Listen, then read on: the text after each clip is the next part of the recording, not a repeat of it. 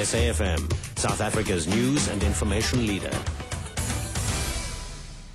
More petitions against the tolling system, and Tiger Brands dismisses claims that its bread has been poisoned. With the news at 9 o'clock, good morning, I'm Karabo Malatsi.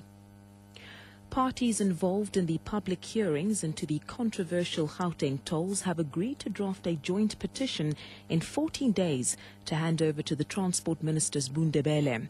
The parties are unanimous in calling for the scrapping of the tolling system. COSATU renewed its threat of rolling out mass action. The Gauteng Petitions Committee heard how the tolls would affect workers, lead to job losses and increase the cost of living. The DA's Jack Bloom has urged the committee to reflect the views of the people. We say to this committee, reflect the views of the public of Gauteng. The public of Gauteng are overwhelmingly against the tolls. And if we're overwhelmingly against the tolls must be scrapped. They mustn't be lowered, they must be scrapped.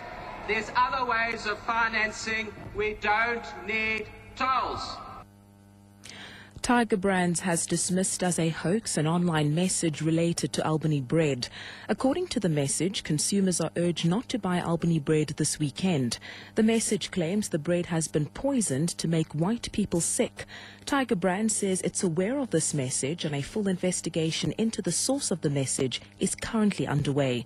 Tiger Brands' Vasu Naidu elaborates. The origins of that message seems to be a text message. It's mere speculation at this point in time whether the origins of it.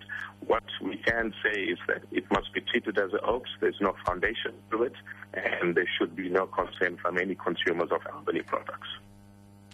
The ANC Youth League is holding an urgent meeting of its National Executive Committee this weekend to consider the implications of the rulings of the ANC's National Disciplinary Committee and map a way forward.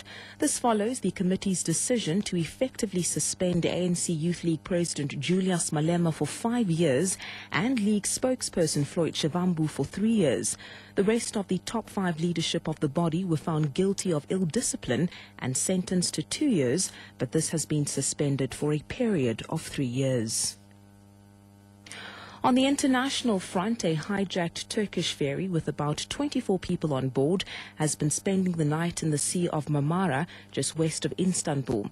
Turkish Coast Guard vessels are shadowing the ferry, which has travelled some 150 kilometres since it was seized leaving the port of Izmit. The BBC's Jonathan Head reports. The ferryboat Kartepe has been zigzagging around the eastern end of the Sea of Marmara, with no indication yet of what its final destination will be. The captain of the ferry was allowed to give a brief interview to a Turkish television station, in which he said there were 4 hijackers claiming to be from the armed wing of the Kurdish PKK movement. The hijackers have made no specific demands, although the Turkish authorities say they're preparing for the possibility that they may try to reach the island in the Sea of Marmara where Abdullah Öcalan, the leader of the PKK, has been imprisoned for the past 12 years.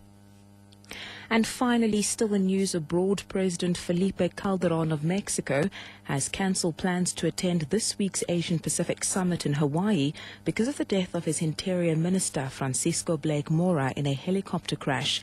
Blake was one of Calderón's closest allies and played a leading role in the fight against drug gangs. The BBC's James Reid has the details.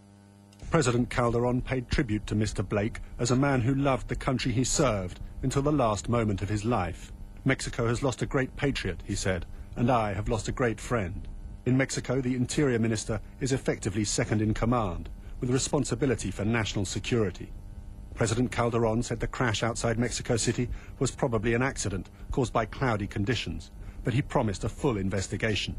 As the public face of the government's confrontation with murderous drug cartels, Mr. Blake had plenty of enemies.